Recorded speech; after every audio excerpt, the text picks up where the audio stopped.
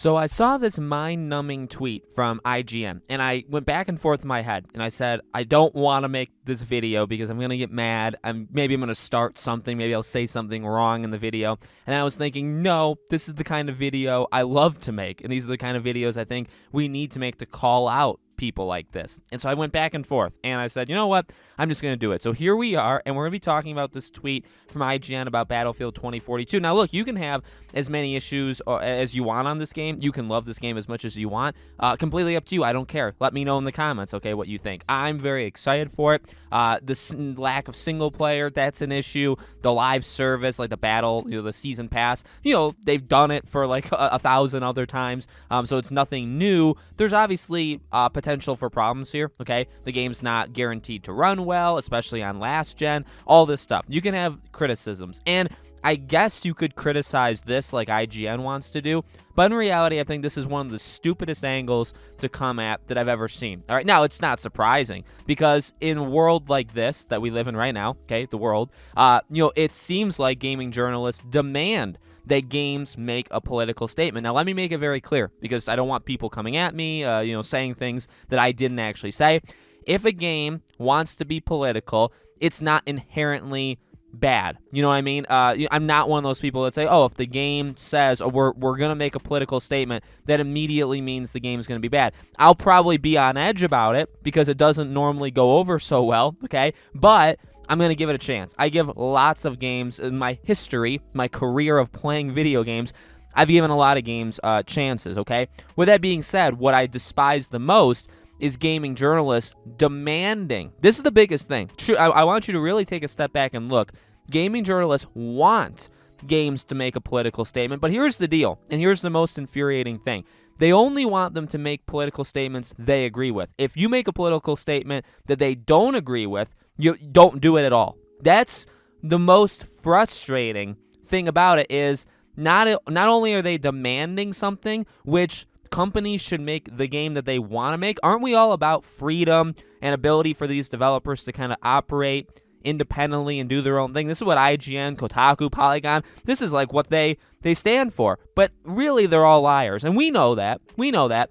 More people, I think, need to wake up, though, because they're really saying, when they're saying that it does. So here's the tweet. Let's just read the tweet. Battlefield 2042 includes a climate apocalypse and refugee populations, but DICE claims they're purely for gameplay reasons and aren't social commentary. Now, I made the mistake. I clicked the article. This is the deal, too, right? Because we always talk about how do we stop them from doing stupid stuff like this. Well, it's not supporting them. It's not reading the article. So I was the idiot. I'm sorry. Please don't click the article. Like, you do what I didn't do, right? We don't want to give them clicks. But when you do click on it, if you do, basically the person just whines and complains the entire time. Says that basically the world is just a disaster. We have all of these issues going on. And again, like, it's okay to address these things. It's okay to talk about them. Now, there's more than one side to every story, which, again, gaming journalists just don't. Really, no journalist understands that in modern day, okay? But these specific gaming journalists, again, you have to make a political statement, but not just make a political statement, because if you go the other way, heaven forbid you make a game like with other political statements, oh dear Jesus, don't you dare. Because we're going to literally cancel your... Look at Hogwarts Legacy. Look at games that literally they just don't like. They will try to take it down, okay? And I want to talk about that. Obviously we talk about Hogwarts Legacy a lot on the channel. I'll talk about that more, as the months go on. But it's disgusting. It really is disgusting, because these people are they're so much on their high horse that they believe that you need to do this, and that it needs to be in all of the games, but it can only be what they want pushed, okay? Now, here's the thing. If they wanted to do this, that's fine. That's their decision. Would I be for it? Depends on how they do it. But here's the issue.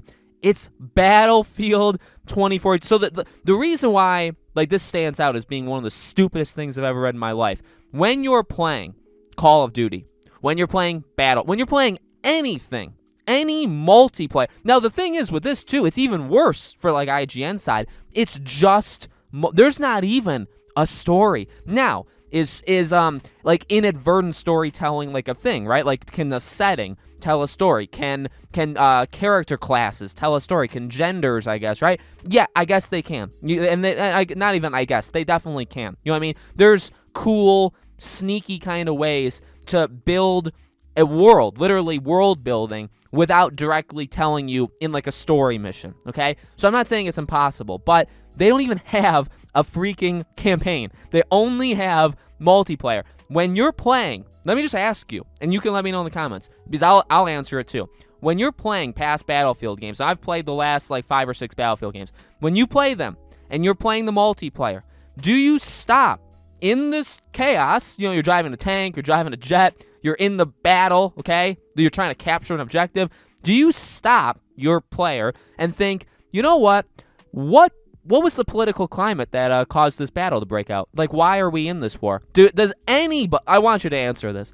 Does anybody think that? And if you do, you have to do some soul searching, okay? Because in reality, I don't think anybody, truly, besides this person, obviously, this person, when he's playing, he stops, he looks at a rock, and he says, well, what was the real reason that explosion, that blew the rock?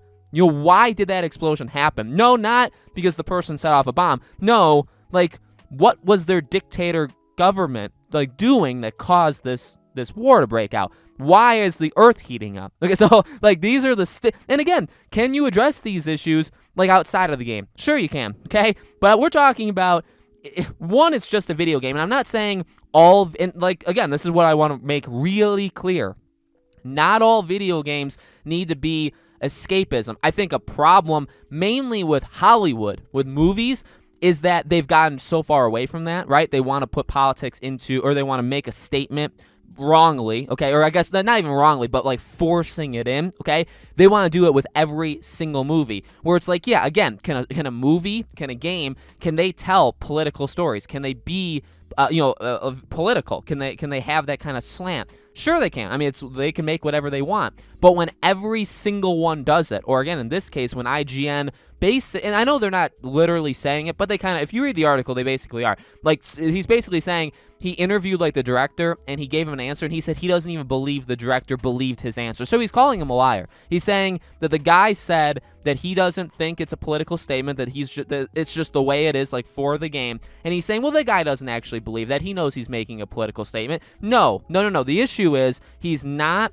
and you're furious about that because you want them to, like, preach climate change when you're playing a multiplayer game. When you're playing Battlefield 2042, when it's 64 versus 64 players, you want the player to stop and think about how climate change has affected the globe and has affected the area you're fighting in. Like, why is that tornado happening? Well, maybe it's because it's 2 degrees warmer over. Like, this is the idiot. Like, I can't even see how stupid it sounds. And now, of course, am I getting everything right? I'm probably not, but like, it's so dumb. And I've never actually been this direct, but it's like the more I think about it, like, I don't know. To make it clear, you can do these things, but the issue is, again, with like escapism, like some of these things are escape, and that's what I would argue. To be flat out honest with you, like, again, yeah, can you have certain things in certain games or movies? Yes, you absolutely can. But when every single movie does it, it's no longer like you're escaping the world to go into, and it's not even, I mean, it is that boiled down.